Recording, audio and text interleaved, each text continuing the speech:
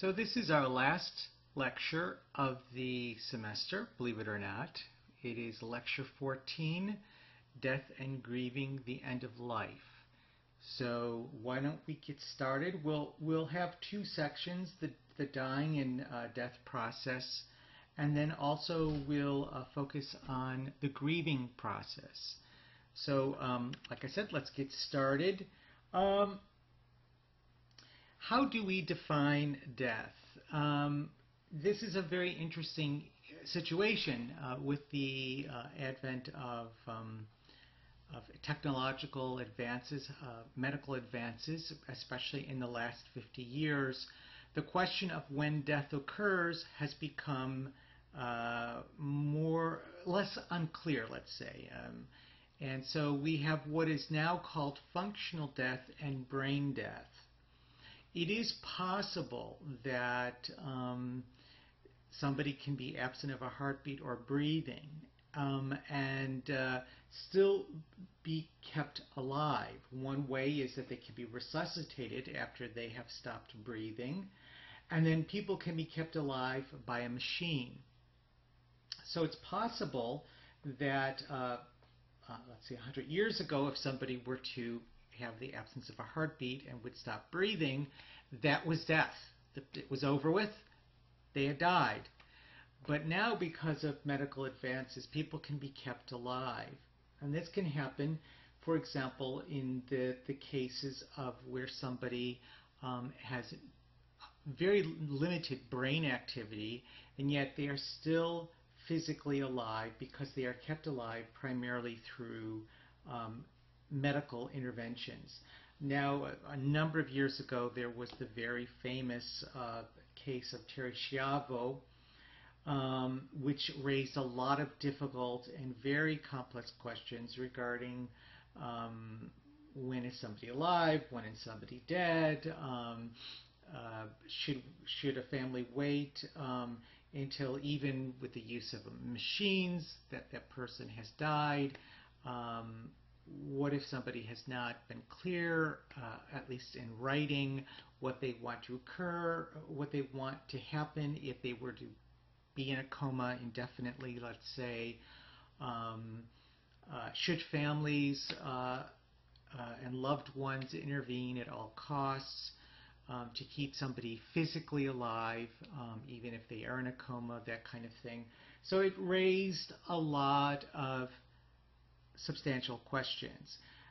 We now have this concept called brain death, and this occurs when there is no brain activity that can be measured. And this has become really the medical measure for death now. There's still some question about using only the brain waves as a death definition. Some people feel that perhaps this is if the body can be kept alive, then obviously the person is still alive. So this raises lots of philosophical issues, interpersonal, psychological issues, etc., for those who of the loved ones of the family member, etc. But at this point, from a medical standpoint, the way medicine looks at this now is if the brain activity is minimal to none, there's no activity at all that can be measured, then that individual has died, even if they are physically kept alive through medical interventions such as breathing machines, that kind of thing. Okay. Death occurs across the entire lifespan. In fact, I know I've been doing this all semester long, but if we were to go back 100 years or 150 years, the time that people were more likely to die was in infancy and young childhood. The infant and young child mortality rates were quite high, and for some communities and for some families, the mortality rate for infants and young children could be as high as 25 to 50%. Now, interestingly enough, for the United States, for an industrialized society, we have a relatively high infant mortality rate, despite the fact that those rates have substantially diminished and decreased from, let's say, 100 to 150 years ago. So in our own history, our mortality rate has gone down substantially. When we look at the United States across other fairly equivalent societies as far as medical advancements, technological advancements, industrialization, etc., our infant mortality rate tends to be quite high. Of course, when infants or children die, this can be a very difficult situation, particularly for the parents and for the family members of an infant or of a young child who have died. Usually, we don't expect infants or children to die because of the relatively low mortality rates in comparison to previous generations. So when a child does die, it typically is unexpected. It may be very sudden due to, let's say, accidents. We talked about this earlier in the semester. Or a very sudden onset of an illness, and then the child dies very quickly after the onset of the illness, etc. So it can be very sudden, a very difficult process. And we will talk about the death, the mourning process, I should say, the grieving process a little bit later. There's prenatal death, which is a miscarriage, and this can be particularly difficult, especially since others do not necessarily attribute any meaning to a miscarriage. For some people, a miscarriage can be a very dramatic experience, a very difficult experience to go through. It can be like losing a child who was born. But sometimes in society, those around the person or the family who have had a miscarriage may not necessarily look at a miscarriage in quite that same way. And so sometimes the grieving process can be complicated because of that. We do also have what is called sudden infant death syndrome. And this is when a seemingly healthy baby stops breathing, just suddenly stops breathing, and then dies from that. This usually strikes infants between 2 to 4 months of age. And there's no really known cause for SIDS.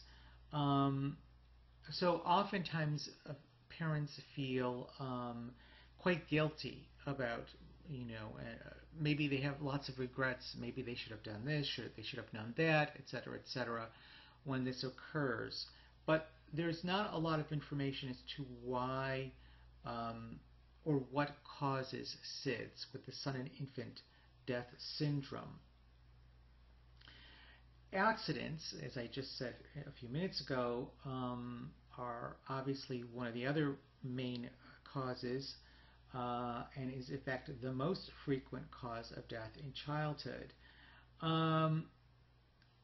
And unfortunately, especially in the last few decades, homicide is also another leading cause of death for children. And when we're talking about children now, I'm talking around infancy through about 9 to 10 years of age. So it's quite striking that homicides, for example, can be a fourth leading cause of death for children in that age range, which is quite high if you think about it. So the grieving process can be complicated when a family and loved ones lose somebody who was a child, whether that be due to something like SIDS, whether that be due to an accident, cancer, etc. It can be a very difficult experience. Children, particularly younger children, view death it's a very unique approach. Before the age of 5, children see death as temporary. They don't typically see that as a permanent. The idea of permanency, of something that is forever, shall we say, is a difficult concept for younger children to grasp. So they think of death many times as if the person is sleeping. The other person who's died has gone to another room, let's say, and is now sleeping for a long period of time. Young children may also lead to erroneous conclusions that, for example, they may be responsible for a person's death. By age 5, though, most children begin to accept death as a universal phenomenon and as a final phenomenon, that it is something that is permanent, that doesn't change. So this we see primarily due to the developmental growth, the cognitive growth of the child, as well as the kind of attitudes that families have and cultures have about death itself. And we'll get into some cultural issues a little bit later in this lecture. Adolescents' view of death is also unrealistic. It can be sometimes highly romanticized. Adolescents tend to think that death won't happen to them or to their loved ones. They understand that death is a permanent situation, the gravity of the situation. They understand that intellectually, but on an emotional level, they tend to think that they will escape it so that they can engage in potentially dangerous behavior or reckless behavior, and somehow they have this kind of personal fable, as it's called in psychology and in the literature. They have this kind of personal fable that they will escape the consequences that perhaps others have faced for either dangerous or reckless behavior. The most frequent cause of death for adolescents nowadays is an accident, and usually this involves motor vehicles. These kind of deaths can involve the use of drugs or drinking, but not necessarily. It can be due to having lots of kids in the car and the driver is distracted. They may lose control of the car because they're speeding and they hit a curve in the road, and they're not quite prepared or they're not necessarily paying attention at that point when they hit that part of the road and they're going quite as fast as they are. So there are multiple factors that can be involved in deaths due to motor vehicle accidents. Other causes for death are homicide, suicide, cancer, and now AIDS. Homicide, typically one youth against another youth. Gang violence can be very much involved with this case. Suicide, we've talked briefly earlier in the semester about the increase of depression and emotional turmoil that can happen for some adolescents. And so they may romanticize the idea of death. They may even fantasize that, how will people react when they die? Won't everyone regret that this person has killed themselves? So obviously this is kind of a romanticized view of death. And then the two leading health issues are cancer and AIDS. AIDS, like I said, is a relatively new cause of death in, let's say, the last 20 years. Adolescents tend to feel invulnerable. This is, that kind of personal fable issue. So when they confront a terminal illness, this can be quite difficult for them. It can be quite shocking that they are not invulnerable, that their loved ones are not invulnerable. And so adolescents may have a much more intense reaction at times to the loss of a loved one or to a friend, the loss of a friend, let's say. Okay, death in young adulthood. Again, this is still because the death rates have diminished substantially in the United States over the last 150 years. the death of a young adult is now seen as something that is rare, and it is relatively rare compared to when we're looking at either middle adulthood or especially older adulthood. And when I say older adulthood, I'm talking about substantially older adulthood. Death in young adults is particularly difficult because it is the time in life when people feel most ready to begin their own lives. And it's also the time of life when other people think that that individual is really ready to begin their lives and really get started. So when a young adult dies, it can be a very difficult experience for those around them. Of course, death is always a difficult experience. I should kind of say that right up front. I know that's kind of obvious, but let's put that out there. Death is obviously a difficult experience whenever it occurs, but the process of grieving and the process of responding to it emotionally, interpersonally, and socially can be intensified by different kinds of other factors. So, as I said earlier in the lecture, when an infant or a child dies, that can complicate what the grieving process and the response to death can be like. When a person is an adolescent and they lose a loved one, that can be particularly shocking because of the mentality that some adolescents engage in with this kind of personal fable that I talked about, the fable of the myth of invulnerability, let's say. And of course, when we have a young adult who dies, again, people's responses can be, oh, this person is just beginning their life. They're just getting started. It's tragic, etc. And so the response to death can be intensified because of the age and or circumstances of the death of the individual.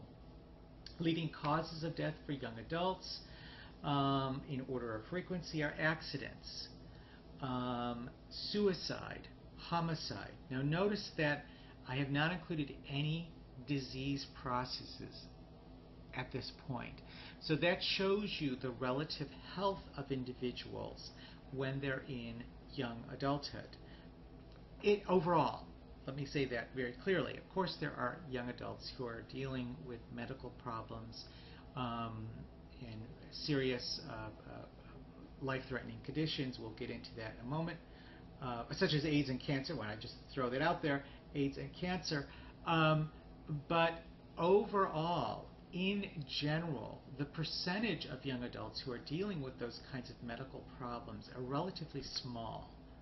So that the leading causes of death then are accidents, suicide, and homicide. By middle adulthood, this changes, and some kind of disease or medical process becomes the most prevalent cause of death. Now there's lots of reasons why that is. Part of that is because there can still be some recklessness, particularly in younger adulthood. So it's not as if once somebody hits 18, they stop engaging in behaviors that are more typical of adolescence. It continues. There's kind of a blending or emerging across those phases.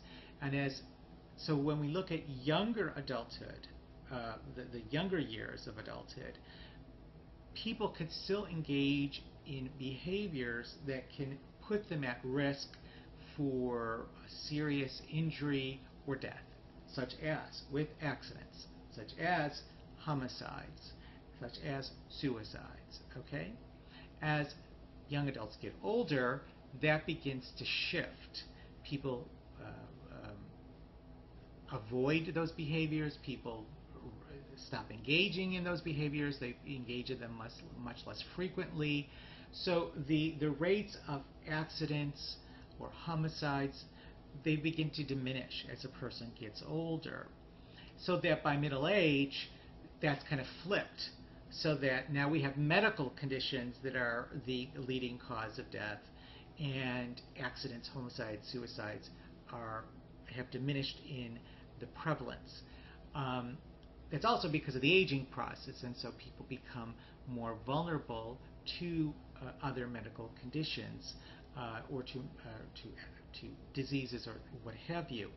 It's also lifestyle choices.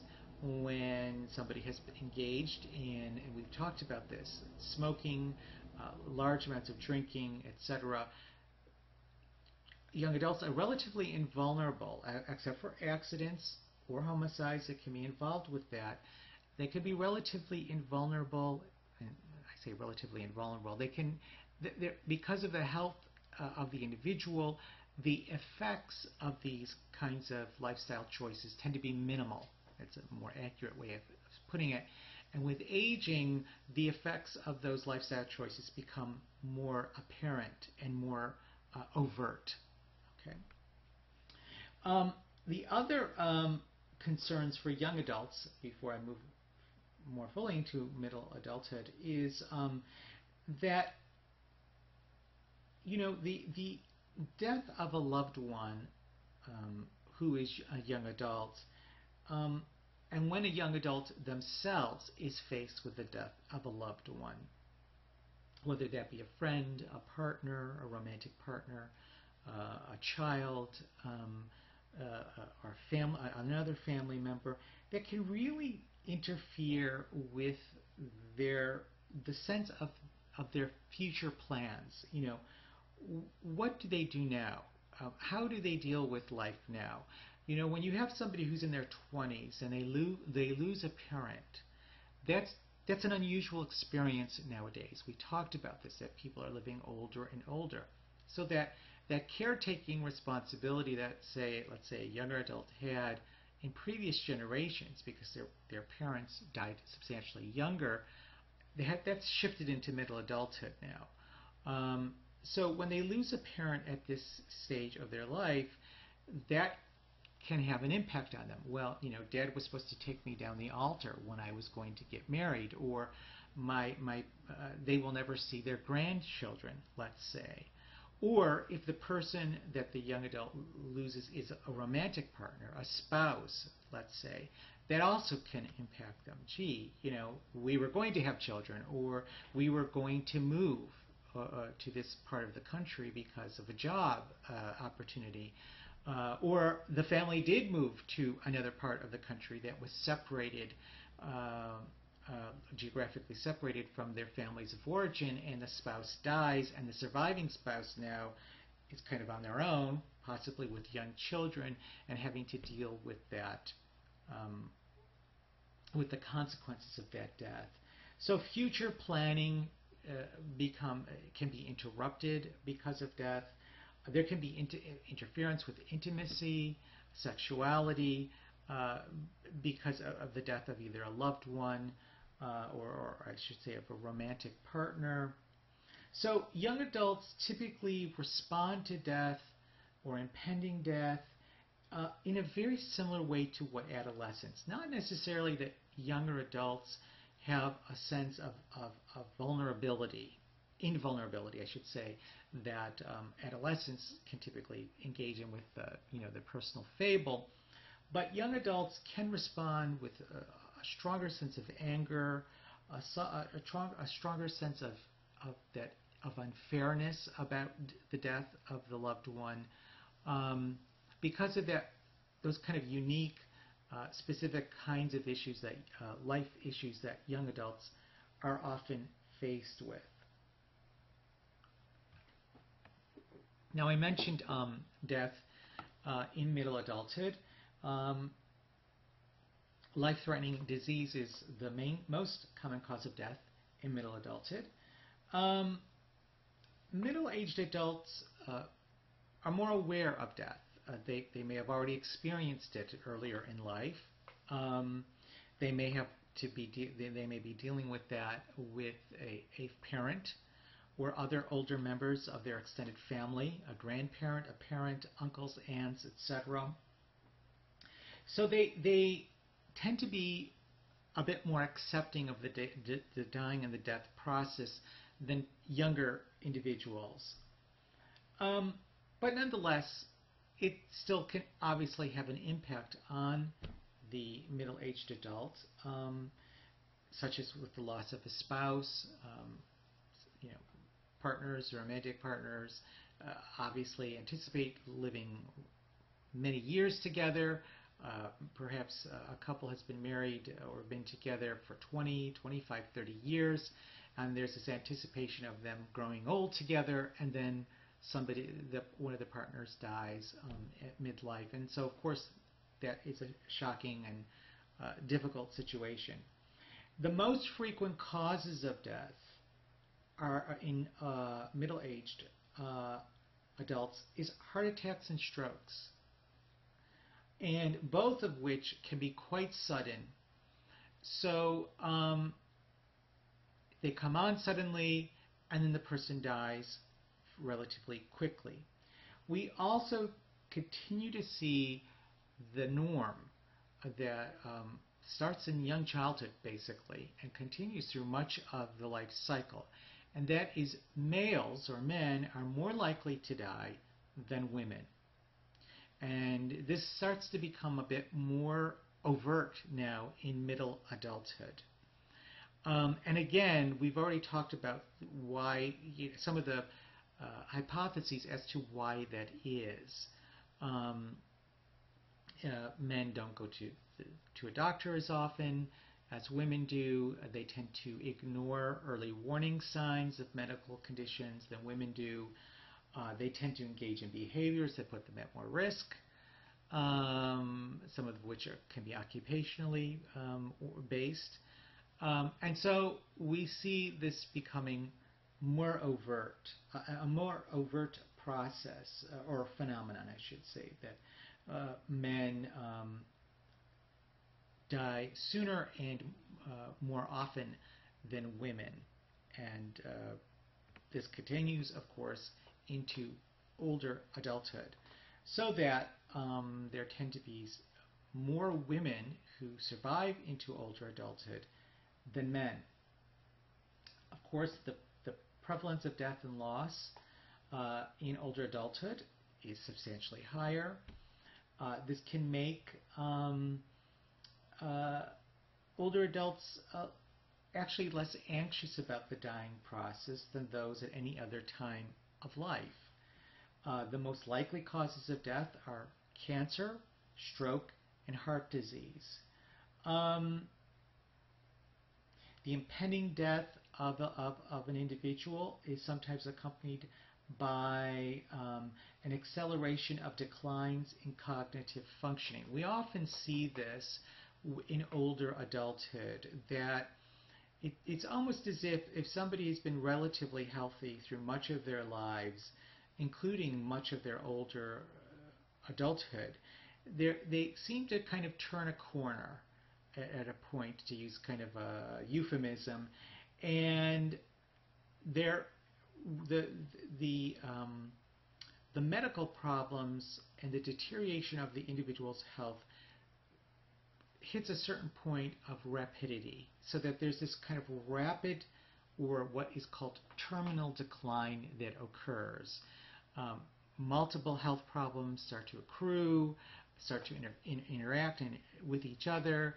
There is relative loss in cognitive functioning that becomes more overt for the individual, and this continues to increase in rapidity until, of course, the death of the individual. Suicide rates also increase with age in older adulthood, and this is particularly more common for men than for women. Caucasian men, for example, over the age of 85, have the highest rate of suicide for older adults. A major issue for older adults, especially those who are dealing with them for themselves with a terminal illness, is whether their lives still have value or meaning, and or whether they are a burden to their loved ones. And so sometimes when older adults hit this either terminal decline or are faced with a terminal illness process, they often worry about whether they are being a burden to their loved ones or not. Most people know when they are dying. It is caretakers who tend to have more difficulties in communicating about it. People tend to have a sense when they are dying. there's this kind of a psychological awareness that is occurring for an individual that increases. Can death education prepare for the inevitable? That is, if individuals, families, communities, society in general has greater understanding of the dying process, of the death process, etc. Can that be helpful? It does tend to help individuals. At one point, I don't know if I've talked about this earlier in the semester or not, but at one point, dying was, particularly if somebody were dying from a disease process, it was so taboo that there was a cultural norm that doctors and family members didn't tell the loved one that they were dying. Of course, nowadays that's illegal and that it's unethical, but at one time, 50 to 100 years ago, that was the norm.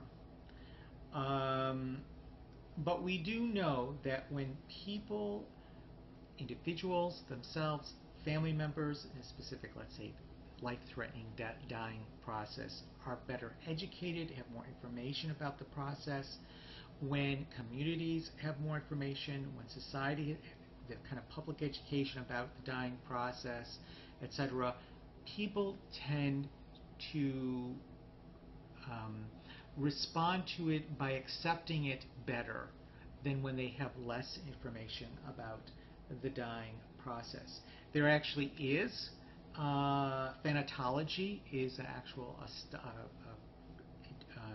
cross-discipline area of study that is specifically about death, dying, the dying process, the grieving process, etc.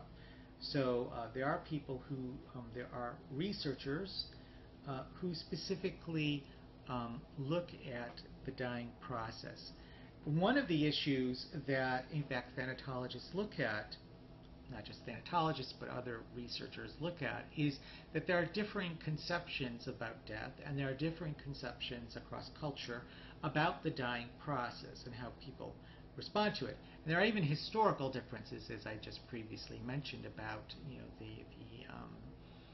the kind of taboo nature of talking about death openly that was more prevalent in the United States just 50 to 100 years ago. So obviously, because of these different conceptualizations, there can be different or diverse ways of responding to death based on the cultures and the historical context in which people were in. Values, of course, as we've talked about all semester long, and attitudes about life, lifespan, circumstances related to the lifespan process, obviously come from cultural teachings, norms, etc., that are shared due to religious beliefs, due to cultural norms, due to different rituals and ceremonies that are associated with these life cycle issues, such as death and dying. So views and interpretations of death can be culturally relative. The way in which death is represented in a culture, in its literature and songs, in imagery, can be culturally specific. Children are differently exposed to dying people based on the cultural norms of the community. The age at which children learn about death varies by culture. And this includes issues about the afterlife, if there is even a belief of the afterlife in a community or culture or family, issues about how to manage or cope with the dying process, the grieving process. All of these have cultural, can have cultural specifics, specific ways in which cultures or communities respond to the dying process. There are multiple levels of the dying process, of death, and of the grieving process that can be impacted by cultural norms and attitudes. Probably the person, at least in the West, who has been the most influential about the grieving process and about the coping process of death and dying is Elizabeth Kubler-Ross. And she hypothesized that there were 5 stages of coping with death. She believed that these stages applied to both the dying process as well as the grieving process that occurs after the death of the loved one, and that the person themselves who is faced with their own dying process will go through this. So it's for the person who has been, let's say, diagnosed with a life-threatening illness or is in the latter stages of that illness process, as well as their loved ones. So she identified 5. There's the denial process. Denial is resisting the idea of death. No, I'm not dying. This can't be happening to me. This can't happening to them, etc. Denial is a form of defense mechanism designed to allow the person to absorb the difficult information at their own pace. Anger, we've already talked about this earlier, that we may see adolescents and young adults in particular deal with denial and anger when faced with the death of a loved one. Why me? Why them? Etc. In this stage, people may find it very difficult. In this stage, people may be very difficult to be around when people are angry about the dying process. They can be very difficult to be around. Bargaining at this stage, individuals are trying to negotiate their way out of the dying process or negotiate their loved one out of the dying process. Typically, people try to make deals with God, with fate, what have you. Sometimes the bargain creates an event or date until which the person can hold on. So if the person could just live to their 100th birthday, if the person can just live to see the birth of their grandchild, etc. So there's this kind of delaying. Bargaining can not only be related to bargaining out of death itself, but bargaining at the rapidity of the dying process. Depression and sadness. This is probably the reaction that most people are familiar with, at least in the West and in the United States, with the grieving process. That people obviously become overwhelmed with a deep sense of loss. There may be preparatory depression or lingering sadness that starts to occur even before the person has died, as well as after the person has died. And people can feel their own sense of loss or grief, the person themselves who is dying. Not only the loss of their own life, but the loss of being able to be and continue to be living with their loved ones. Acceptance, again, we see acceptance much more prevalent amongst middle-aged and older adults around the grieving process. It's in this stage that individuals either near death make peace with their own death, and or those of the loved one. Generally, acceptance seems to be something that is more prevalent for the dying person themselves. And then the acceptance process for those of loved ones who have lost the person, that acceptance process may be something that is an ongoing process for them throughout the rest of their lives.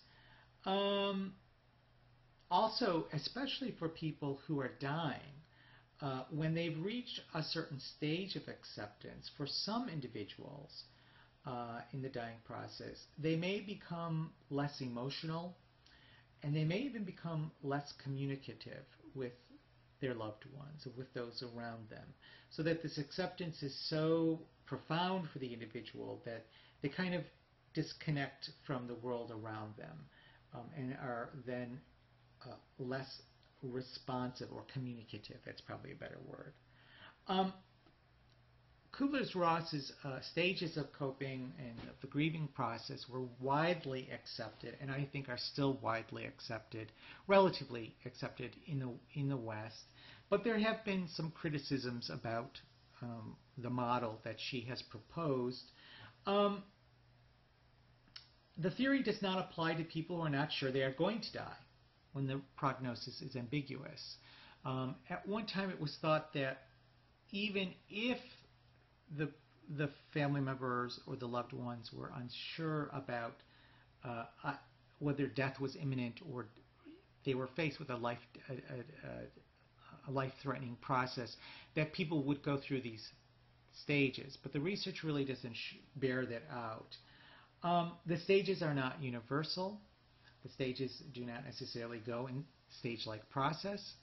Kubler-Ross initially felt that you started with the denial and then eventually went to a point of acceptance, so that there was kind of a consecutive, sequential process that people went through. But the literature really doesn't bear that out, that people really can experience all of these emotions right from the beginning of the dying process.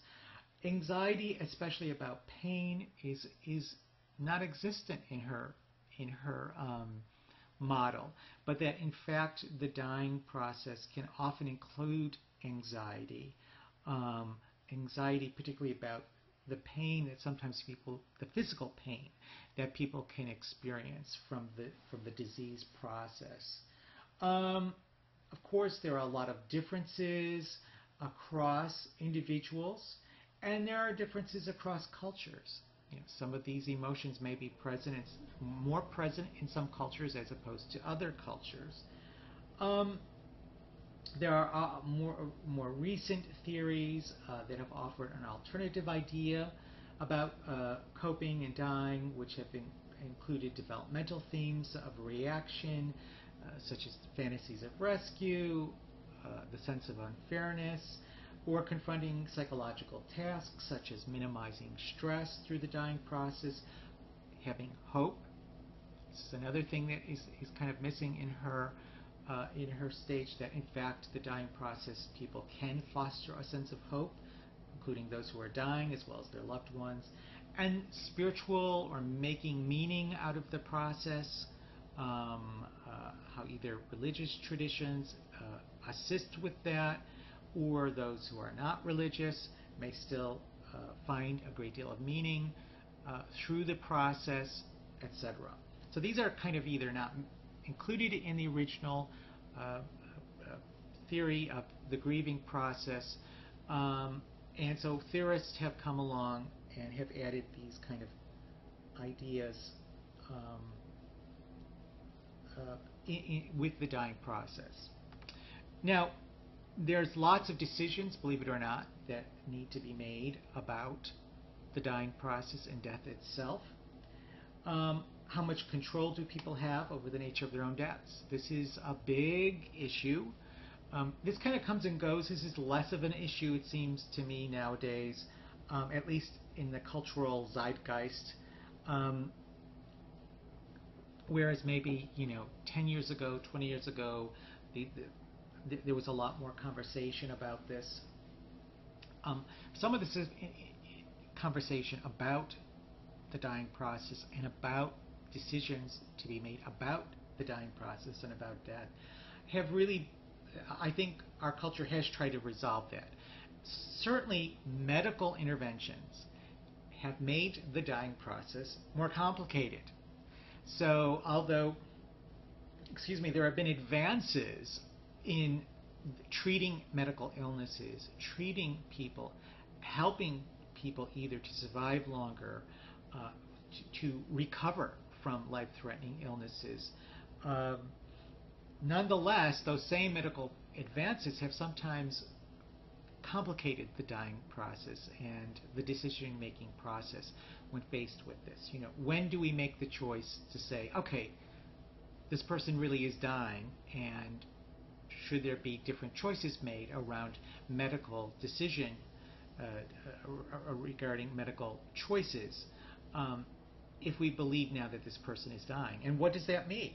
Maybe there's been this hope, we're going to battle this, we're going to fight this, we're going to continue to see this to the end. When does the individual, when does the family make the decision, okay, now we have to shift our sensibility, our priorities, and say, now we have to deal with the fact that that's not going to happen, the person's not going to recover, and the person is dying. And this can raise all sorts of issues around, are we giving up too soon? Did we give up hope too quickly? Did we believe? Did we have enough faith? Lots of issues can be raised because of these kind of nuances that have been and complexities that have been added to the process due to medical interventions. Now, of course, I'm not advocating against medical procedures or medical interventions. My point is to say that medical procedures, medical interventions have sometimes complicated the issues more than what may have been anticipated. So we have such things as DNR, or do not resuscitate.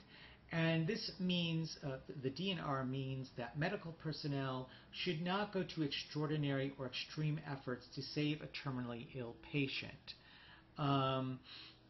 The terms extraordinary or extreme, of course, can be difficult to define. And there can be differences across individuals, families, and cultures as to what is meant by extraordinary or extreme. Okay? There can be differences as to how medical professionals look at that versus how families or loved ones or individuals can look at that. There can be differences about how medical professionals look at that and how certain cultures or people from different generations may look at those kinds of how they defined what is extraordinary or extreme. And this kind of decision process, as I said before, about doing DNR, shifting from we're going to recover from this, there's a possibility of recovering from this, to now we're having to decide whether we want to sign or create a letter of DNR. This can be a very difficult decision process. And sometimes, even when people are on board for it, whether individuals are on board with it, or families are on board with it, or the community for that individual is on board for it, sometimes medical personnel do not follow through with these directives. So that in of itself can be a difficult process. So you may have families, individuals and families, communities who are much more accepting, let's say, or may interpret extraordinary or extreme, may define it in more broad terms, and you have medical personnel who, in fact, interpret those terms or define those terms in more strict terms, let's say, in more restricted terms. So this kind of highlights the complicated nature that the dying process can entail at times. Living wills. Living wills are legal documents that are designed that are designed or created to designate what medical treatments people want or do not want if they cannot express their specific will or wishes at the time. This is typically, living wills are designed for situations where, let's say, a person is no longer able to they no longer have the capacity to express their will, such as with comas or deteriorating cognitive abilities due to the disease process, etc. And so a living will is kind of made preemptively, let's say. Living wills also can specify a healthcare proxy, that is, a person who is another person who is designated to represent the healthcare decisions and requests of the ill individual when that ill individual can no longer make those decisions for themselves. Living wills are ineffective unless people take steps to make sure that their healthcare proxies and their doctors know their wishes. So it's not just enough to make a living will, but it's also important to educate the healthcare professionals, their doctors, maybe a primary care physician, or a family member or the healthcare proxy person of those wishes. So individual needs to educate other people around them. Assisted suicide. Now this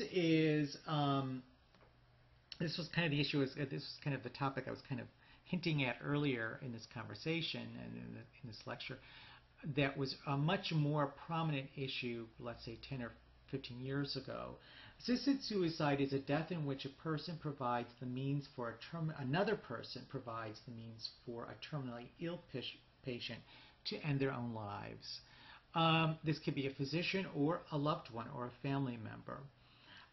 Dr. Jack Kevorkian, if you don't know who that is, go online. You'll see lots of information about him. He kind of highlighted this issue through lectures he did, through advocacy he did, and of course in his own involvement as a physician in physician-assisted suicides. Laws are more accepting in other countries, such as the Netherlands, than it is here in the United States. Assisted suicide is illegal in most states, with the notable exception of 1 or 2 states in the United States. There's lots of differing opinions about this. Certainly one of the ways that our country has responded to this is with the increasing usage of and development of with the increasing use of living wills, as I talked before, and helping people to make a very concerted effort about what their wishes are about the dying process. There's also, because of thanatology, there's a whole medical approach now of dealing with people that what physicians can help the person if they know what what the person's wishes are. The medical professional can help with that dying process. There's what is called euthanasia, which is the practice of assisting a terminally ill person to die more quickly. There's what is called passive euthanasia. Passive euthanasia involves removing respirators or other medical equipment that may be sustaining life so that the ill person dies naturally. Most people in the United States agree with this process, even from a religious point of view. If physicians talk about, well, the brain death has occurred, the dying process is inevitable, the person is suffering by continuing to use this kind of medical interventions, most people tend to be accepting of that, also from a religious point of view. But there are still other individuals, families, communities, religious communities, etc., who still see this as being too proactive in the dying process. There's a voluntary act of euthanasia in which caregivers or medical staff act to end a person's life before death would normally occur, given the individual's wishes. We really don't know how widespread, particularly this latter one, this voluntary act of euthanasia, occurs. There may be loved ones who have assisted in a more rapid death process for a loved one, given the loved one's requests, than is widely known. Certainly, there have been legal cases where a loved one has been brought to trial and sometimes been convicted of, has been convicted of actively participating in the dying process of their loved one. Opponents of euthanasia argue that it is morally wrong, that it causes people who are dying to feel that they are no longer of value, that this is a slippery slope, that if we allow this to occur legally, then more laws will come along to even push medical professionals to encourage people who are dying to make this choice, even if the individual themselves is uncomfortable with it. Patients often outlive their physicians' estimates of their survival. So this further complicates the issue. Doctors may say, well, you only have 6 months to live, and the person winds up living another 6 months, let's say, which of course complicates the issue. Should this person, choose assisted suicide, or should they not? Maybe those additional 6 months may have been worth living, let's say. Patients seeking assistance to die are often depressed and might change their minds if they were not suffering. So lots of physicians now, one of the medical approaches that is often used with people who are dying is antidepressant therapy. Now some people argue against this because they say, well, maybe people should feel depressed because they're dying. It's a part of the dying process. But then again, if people are feeling depressed, they may want to die sooner than, let's say, they could have survived. So the debate is not likely to end soon, especially given the fact that the world's elderly population continues to increase. So that is a big issue. But this raises the issue, what to do while somebody is dying, while they are dying. And that is, sorry about that, one of the things that I forgot to mention is that there are lots of choices to make about the place of death for the individual. Should a person be in the hospital? One of the biggest things that occurred, especially when people died more rapidly and more suddenly, including when they had a disease, was that people died in the hospital. People used to die in the home. Then people used to start, with the advancement of medical care, people started to die more often in the hospital. We're talking obviously about Western cultures and particularly the United States. But now this is reversed. And so now we have home care and we have hospice care. Home care is where a person could remain living in the home through the entire dying process until they die. This is an alternative to the hospital, and often receive comfort and treatment from their families, as well as from visiting medical staff. Many people prefer to not die in the hospital. That's the first thing. Most people report regularly that they do not want to die in the hospital.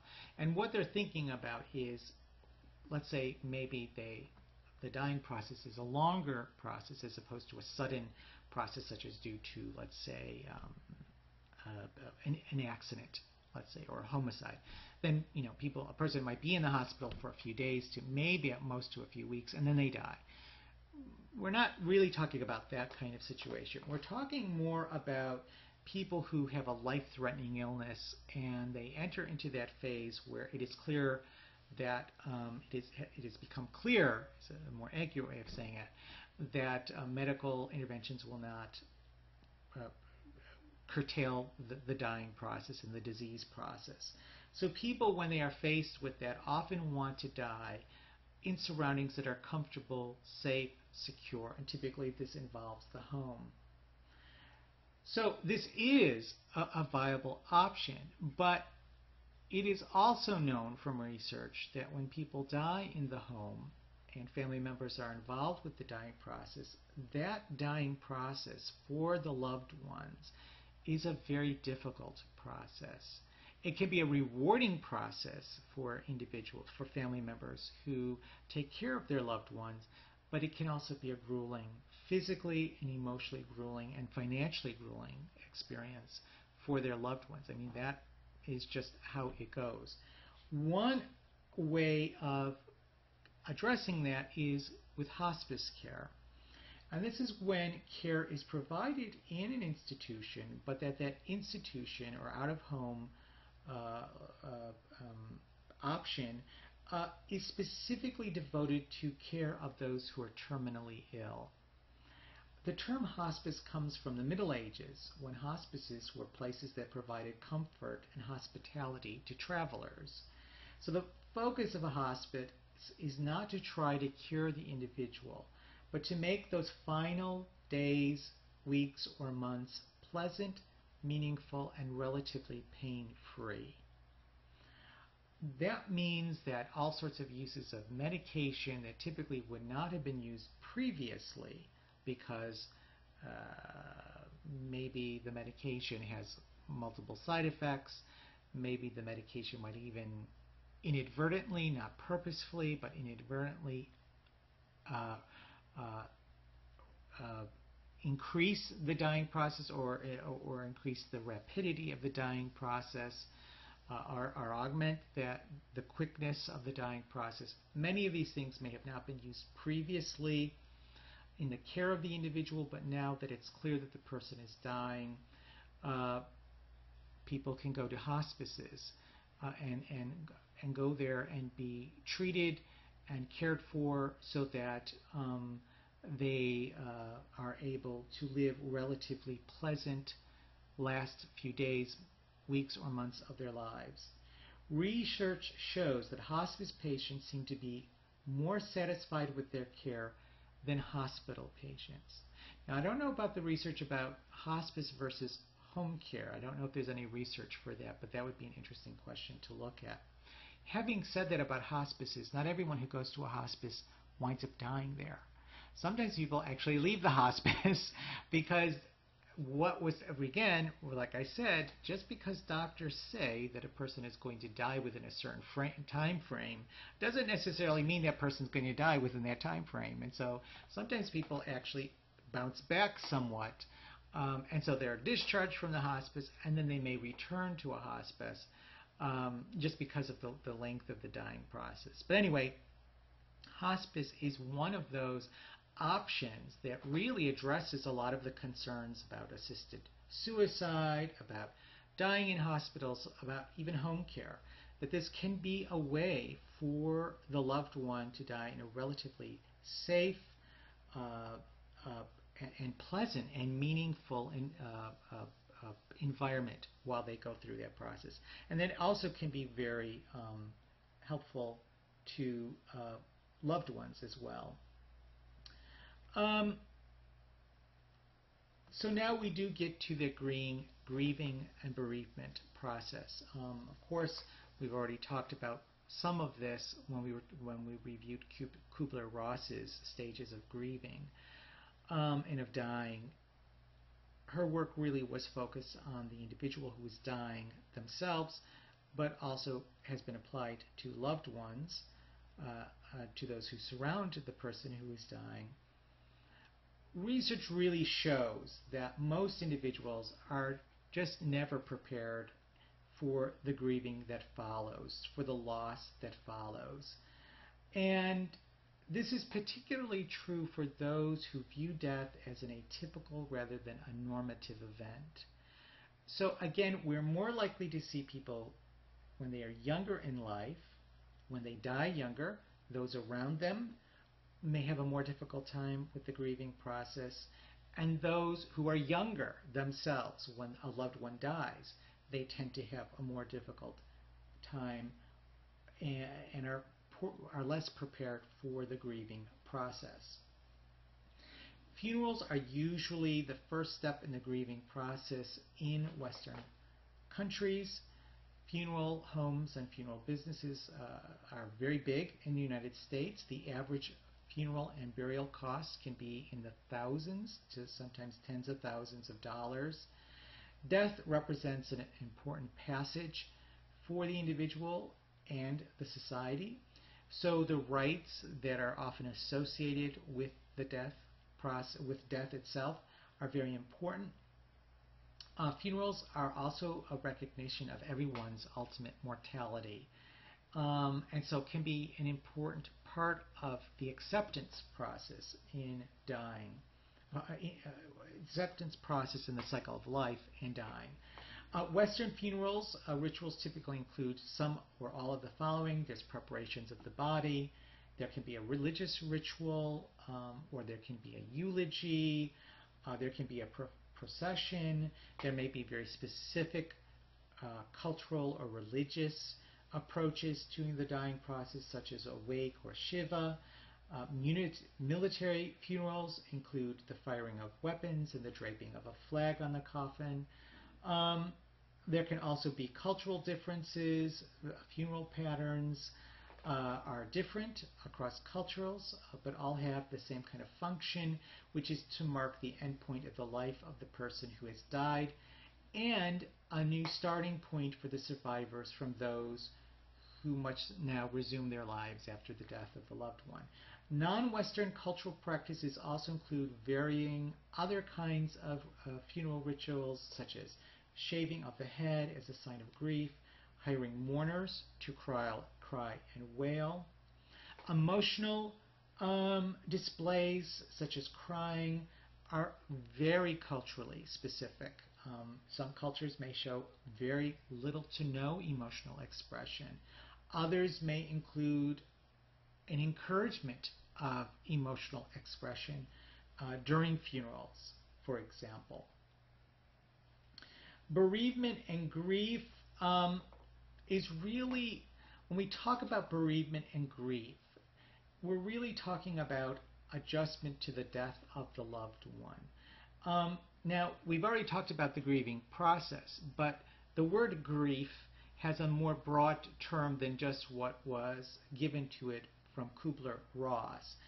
Grief, in its most general sense of the word, is the emotional response to a loss. And it can be about any loss, okay? In our case, obviously, we're talking about death. Obviously, we've already referred to the idea of to the ideas of Kubler-Ross around this, but really, research shows that people often report having a sense of shock or emotional numbness. There can be also the realization of death in the specifics of everyday life. They may notice that a person is no longer physically there during the day. There may be getting rid of items, selling homes, selling the personal effects of a loved one, or giving those away to charity. These could be very concrete ways of registering, of realizing that the person is no longer there. There can be complications to the grieving process. Some people do find grieving to be have a major emotional impact on their lives, and some people do fall into what is called major depression. How do we determine when sadness and depression are quote-unquote normal for grieving versus when it may be more of a complicating factor for the individual? Much of that, again, is determined by culture and by family norms, and by the norms of the individual. Gee, was the individual, is this very atypical for an individual to behave this way? Is this more kind of normative? Maybe a person tended to be more of a sad or depressed, withdrawn individual. Lots of things can determine that. For the American Psychiatric Association, at least the way things stand now, if the grieving process is typically about 2 months in duration, and then typically most people move out of the grieving process, at least in its more dramatic or intense forms. Some people have, of course, challenged that there could be lots of individual and cultural differences about the grieving process. But it's an interesting question. When does the grieving process become dysfunctional, shall we say, where it is really very disruptive? And so that most people around that individual might think that there's a problem now for that specific individual in the grieving process. It's an interesting thought, and it's not something that is not necessarily easy to answer. The consequences of grief and bereavement. Studies show that people experiencing bereavement and grief increase their chances of death as much as 7 times during the first year following the death of a spouse, for example. So we often find this, that especially with older adults and couples that have been together for long periods of time, for an extended period of time, that the risk of the surviving spouse dying within the year of the death of their spouse, of their loved one, increases 7-fold. It's really quite dramatic. So sometimes people report, let's say middle-aged adults will often report that the death of a father is followed by the death of the mother within a year or 2 years of each other, or vice versa. So this is actually a common, I shouldn't say a common experience, but certainly research bears this out. So there's lots of additional factors that can affect the surviving, the person who has survived, who is grieving the loss of a loved one, how they respond to the grieving process. Are they a spouse? Are they a parent? Are they a sibling? Are they a friend?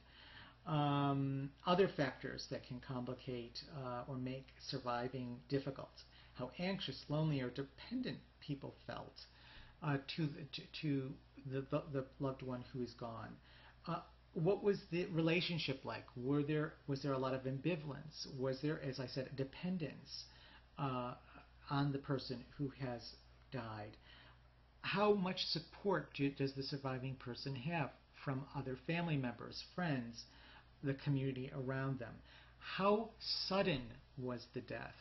Was it something that was unexpected and sudden versus something that was known for a long period of time? So if somebody dies, let's say, in an accident, the shock of the death is much more pronounced than, let's say, an older adult who has had a long-term battle with a life-threatening illness, and it's clear that the person is going to die, and the person is in a hospice, let's say.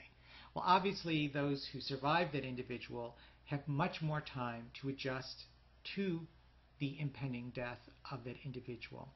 So all of these factors can be important issues to consider for somebody who has lost a loved one. Okay, that is the end of our lecture. Thank you very much for your participation and your attention. And please remember to look at, to go back to the website to see what other things that may be available for you to explore this issue as far as with the wrap-up of the course. Thank you again for your participation.